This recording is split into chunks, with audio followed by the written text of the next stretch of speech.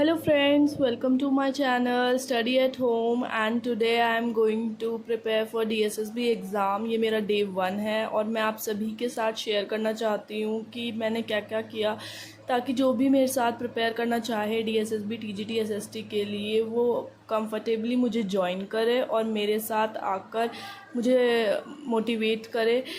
And अब हम start करते हैं और आज हम जो है पढ़ने वाले हैं TGT हिस्ट्री के बारे में। तो मैंने सोचा कि सबसे पहले मैं हिस्ट्री का टॉपिक स्टार्ट करूं, तो आज मैंने लिया है हिस्ट्री में 1 घंटा डिवोट करूंगी और फ्रेंच रेवोल्यूशन को पढ़ूंगी। तो कुछ मेन पॉइंट्स है जो मुझे लगे स्टडी के टाइम पर, मैं चाहती हूँ कि आप सबके साथ भी शेयर करूँ अगर आप भी पढ़ रहे हैं। और तो हम NCERT की बुक लेंगे क्लास 9 की इंडियन कंटेम्प्रेरी वर्ल्ड और इसमें हम चैप्टर नंबर 1 में फ्रेंच रेवोल्यूशन दिया गया है उसको पढ़ेंगे कि फ्रेंच की सोसाइटी जो थी वो कैसी थी, वहाँ के लोग कैसे थे, वो उस टाइम पर 18वीं सेंचुरी में क्या क्या चेंजेस आ रहे थे उस टाइम पर। ये सारी चीज़ें मैं आपको पढ़ाऊँगी और हम शेयर करेंगे आपस में और डिस्कस करेंगे इम्पॉर्टेंट पॉइंट्स कि कैसे 1774 में जो लुइस 14 थे वो बॉर्बन फैमिली से बिलोंग करते थे और किस तरह से उन्होंने राजा की गद्दी ली और किस तरह से वो 20 साल का था और उसकी जो मैरिज जल्दी हो गई थी मैरी एंटोनिटी से, और बहुत सारा वॉर हुए उसकी वजह से फाइनेंशियल क्राइसिस आ गए वहाँ पे और बहुत ज़्यादा महंगाई बढ़ चुकी थी और इसलिए वो क्या कर रहे थे, गरीबों पे टैक्स लगाए जा रहे थे। उस टाइम पे जो सोसाइटी थी वो बेसिकली डिवाइडेड थी, फर्मेंटेटेड थी एंड वो जो है गरीबों के बारे में नहीं सोच रही थी पीजेंट के ऊपर, और बहुत सारा इनडायरेक्ट टैक्सेस लग रहे थे उनके ऊपर, सॉल्ट पे टैक्स, टोबैको पे टैक्स, इस तरह से बहुत ज़्यादा जो पीपल थे वो परेशान हो चुके थे।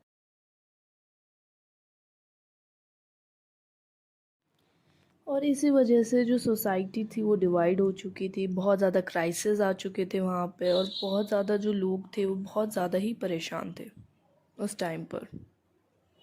To meet its regular expenses, तो अपने एक्सपेंस चुकाने के लिए जो है कोर्ट की जो मेंटेनेंस है उसको मेंटेन करने के लिए बहुत ज़्यादा टैक्सेस गरीबों पे लगाए जा रहे थे।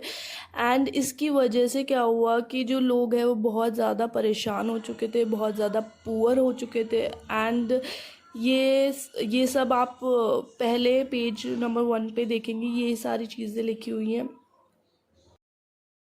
उस टाइम पे क्या हो गया था, भुखमरी आ गई थी, स्टेपल डाइट जो थी मेजॉरिटी ऑफ की बहुत ज़्यादा रैपिडली डिमांड बढ़ चुकी थी और जो वर्कर्स थे वो बहुत ज़्यादा फिक्स वेज पे काम कर रहे थे, बट जो वेजेस थे वो राइज नहीं हो रहे थे, ठीक है। और जो गैप है पुअर और रिच का उस टाइम सोसाइटी में बढ़ता ही चला जा रहा था।